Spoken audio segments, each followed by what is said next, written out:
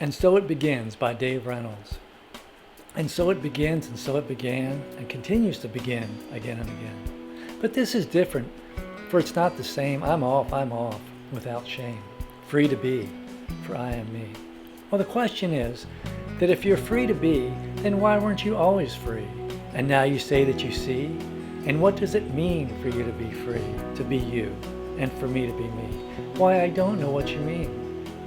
And so it begins, and so it began, and continues to begin again and again, but it's different this time, I say. It's not the same. I'm off, without shame. I'm free to be. I am me.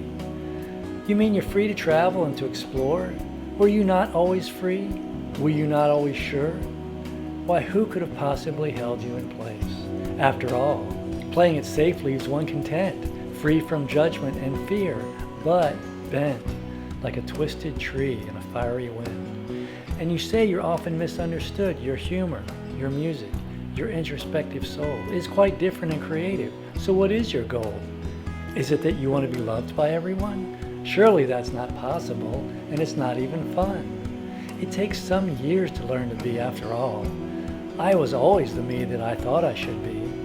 And what would you rather be than the me that you strive to be? Of course, to be lies inside of me. It's in you. It wants to be free. It's always there, but not so easy to see. It's easier to look outward and point and chastise, but more fingers point back at me each and every time, and so I bend them back and return to my place, where I think people would like me, but I'm not in my space. I'm not in a place where I blossom and bloom and grow, but rather a place where I struggle to glow, to show me. But being myself in a brand new place will liberate new words, new music, a brand new space of inspiring grace. And so now I say that I am in my place. I am in place. It's not perfectly safe, but it's me. It's my place. Shame, guilt, and perceived perceptions, desiring perfection to ward off judgment, introspection and outward inspection of oneself is there.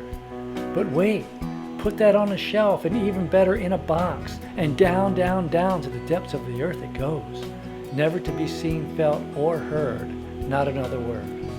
For me, a new birth.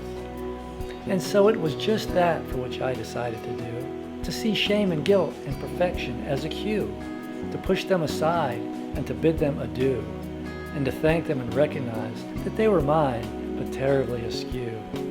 And so I am in place and ready to serve as a new me that's excited, to curve and swerve and to move about, being the me that I need to be as I release a great big shout. And so it begins as it began and continues to begin again and again. But this is different.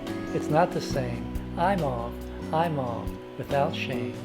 I am free to be. I am me, and that's the key. Free to be.